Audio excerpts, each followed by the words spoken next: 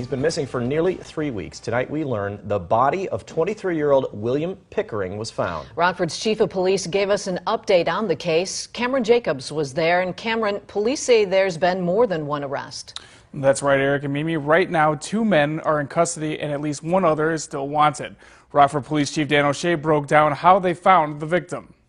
During the course of the investigation, information was obtained that led officers to an undisclosed location in unincorporated Winnebago County where the remains of William Pickering were located. What's up, everybody? It's the homie Truth Teller, the street reporter, and I got an update on EBE Bandz that a lot of people kind of missed because I guess this didn't really happen in Chicago. A lot of people missed this. This was in like the Rockford newspaper about a couple weeks ago in a Register Star that a guy named Dakota Graff was beat. He was beat inside the jails or in prison, one of them, with like some makeshift brass knuckles, put him in intensive care. Motherfucker beat his face into like ravioli is what I'm hearing. And the crazy part about it is when you do your homework, this guy Dakota Graff is actually one of the guys who was charged with EBE Bandz' death. That news kind of broke through. That kind of slid. I ain't really see that on YouTube. Nobody really reported on this. Somebody close to that situation kind of told me about this. Actually, I was told this a couple times, but I didn't see the reports until somebody sent me something. And I can pretty much say, yeah, I believe this is 100% real. Could be wrong now, but I do believe this is 100% real from this person, this source that I got. Told me that dude was beat very bad.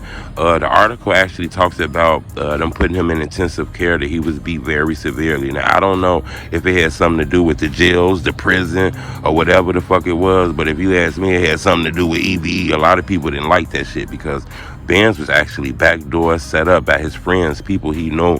He was beat with a baseball bat. Then somebody put his body in a car, transported him to the woods, and set him on fire. This was one of those crazy maniac Twilight Zones offhand back type of murders. I don't know what the hell went on. Somebody said he ran off on the plug, all kind of shit.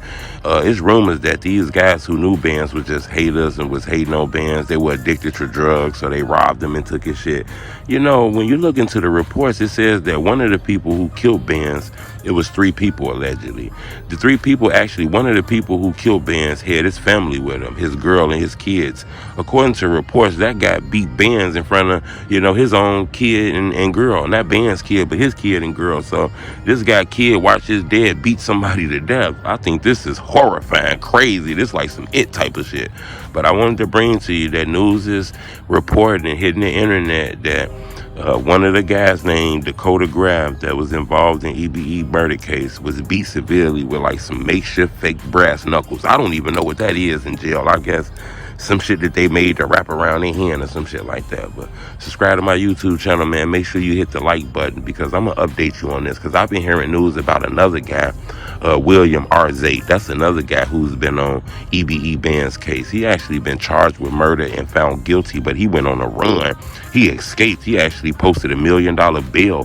Who the fuck got $1 million and you beating somebody down? You know, I find that very crazy.